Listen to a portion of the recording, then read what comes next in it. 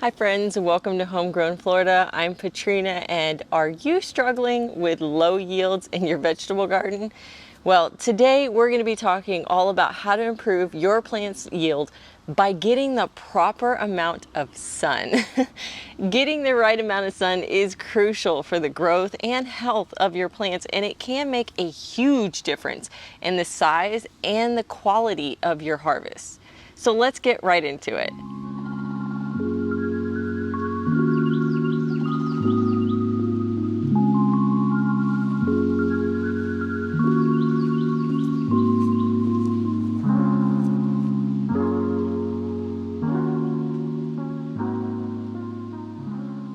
The first tip to getting the proper amount of sun for your plants is to understand their sun requirements. Different plants have different needs when it comes to sun exposure, and it's important to know what your plant requires. Some plants, like these tomatoes behind me, or I have some peppers in a further bed, corn over there, and squash pretty much all throughout the garden, they need full sun, which means they require at least 6 hours of direct sunlight per day. Although here in Florida, you want to make sure these guys get some afternoon shade and heavy mulch during our hottest days to keep their roots nice and cool so they don't become overheated. Other plants like lettuce, kale, mustard, and Swiss chard, for example, can handle a lot of shade.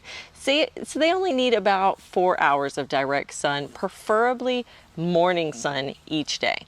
When I first moved into this house, I brought all my plants in pots because I knew I was going to be moving, and I put them on the side of my house where I thought, oh, it's going to get plenty of sun. This is exactly where I'm going to put my raised beds. Well, that did not happen because they did not get enough sun. And what ended up happening is those plants grew so incredibly slow, so slow, and they didn't produce much. I mean, all of them grew at some rate and all of them did produce something, but it wasn't near the yield that I see now that I have moved my permanent beds over here. So make sure you know what your plants need before you place it at a spot where it may not get the right amount of sun.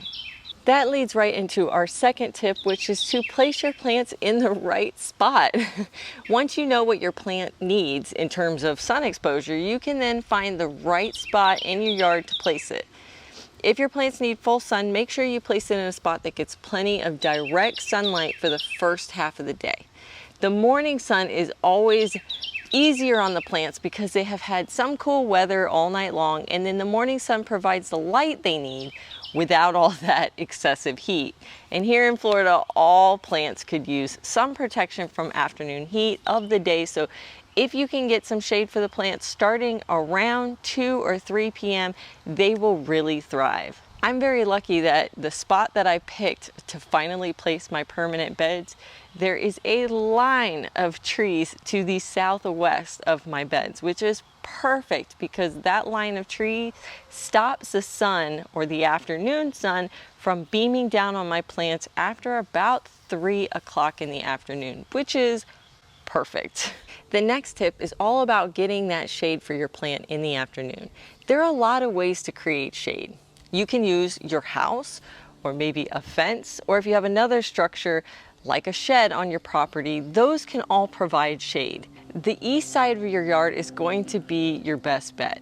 Or if that's not possible, try like the southeast side or south side of your yard. The west side of your house will be the side that gets super, super hot with afternoon sun. So try to avoid growing here if you possibly can. Another thing you could do is create your own shade by planting some trees on the west side of your garden.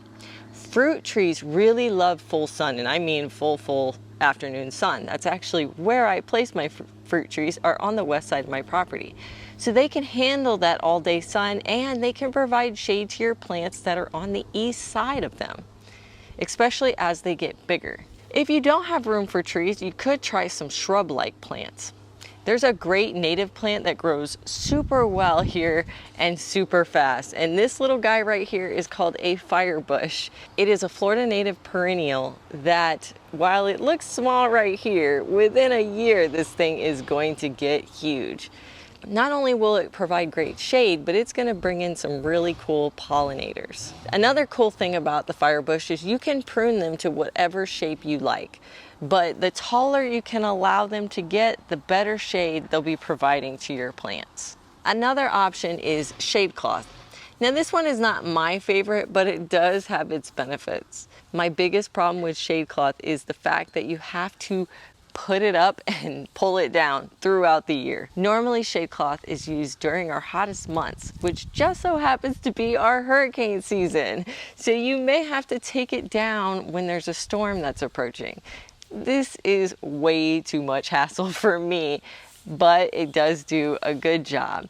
I've seen people grow tomatoes during the complete heat of the summer using shade cloth, so that's pretty cool.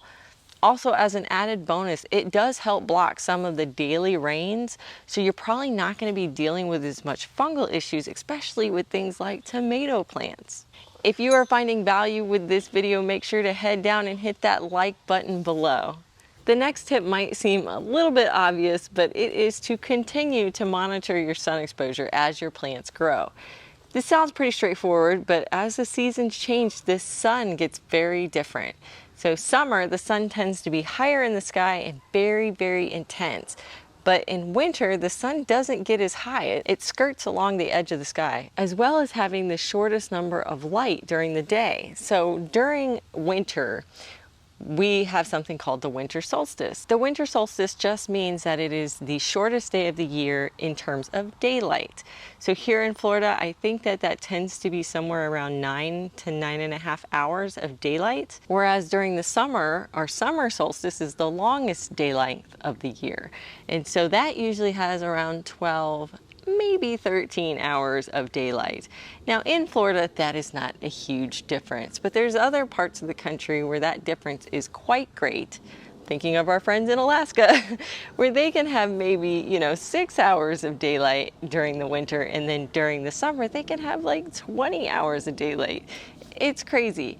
So thankfully, if you're down here in Florida like me, we don't have that big of a difference. But when you add the fact that the number of daylight hours is shorter during the winter, and you also have this situation where the sun does not come straight up into the sky, but instead kind of skirts along the edge, you are restricting how much light that can come into your plants. It'll cast more shade.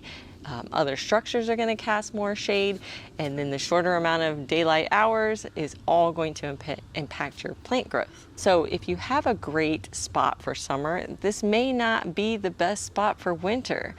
This can cause your winter veggies to grow much slower. This is actually a problem I experience. These beds right here, this one and this one, only get about 3 hours of sun in the winter, but by summer they get the perfect amount and a lot of good afternoon shade.